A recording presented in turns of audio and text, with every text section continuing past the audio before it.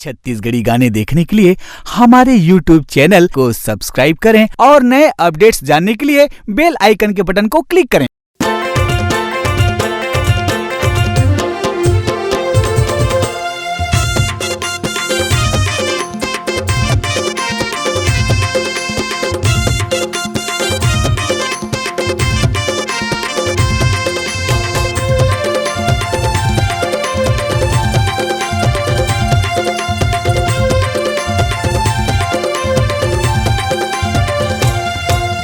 तोर मोर माया कहानी शुरू यऊ चर्चा होगे बीच बाजार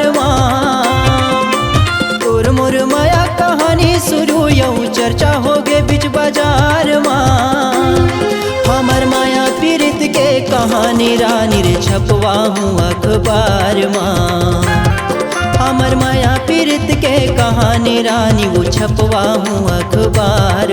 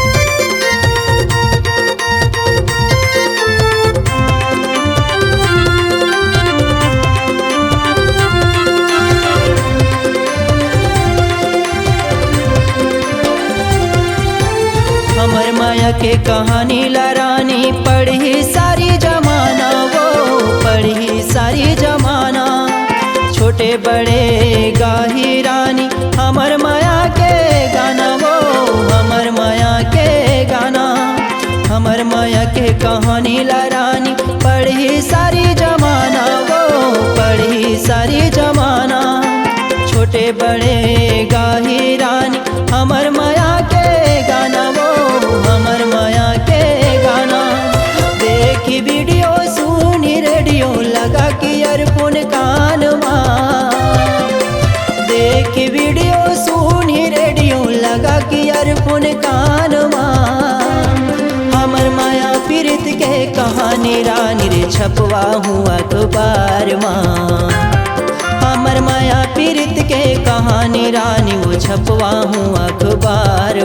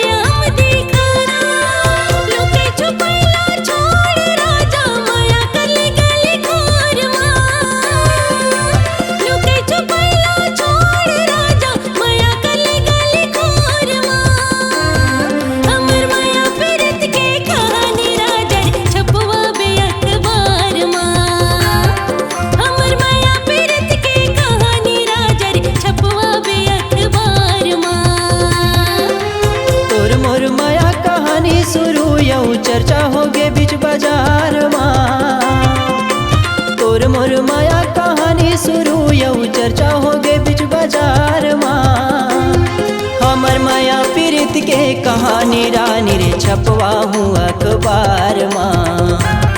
हमर माया पीरित के कहानी रानी रे छपवा हूँ अखबार माँ।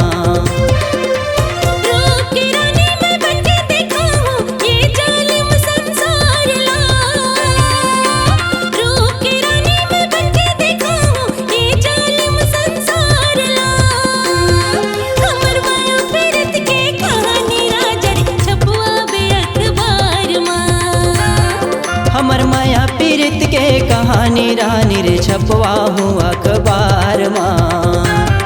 हमर माया पीरित के कहानी राजा रे छपवा बे अखबार माँ। हमर माया पीरित के कहानी रानी वो छपवा हूँ अखबार माँ।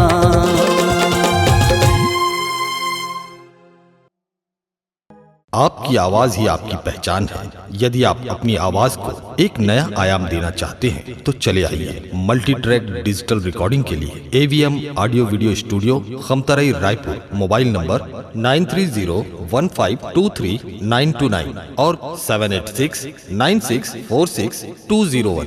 यदि आप नए एवं पुराने गीत सुनना चाहते हैं तो avmgana.com में जाकर गाना फ्री डाउनलोड करें और YouTube चैनल में AVM गाना को सब्सक्राइब करें।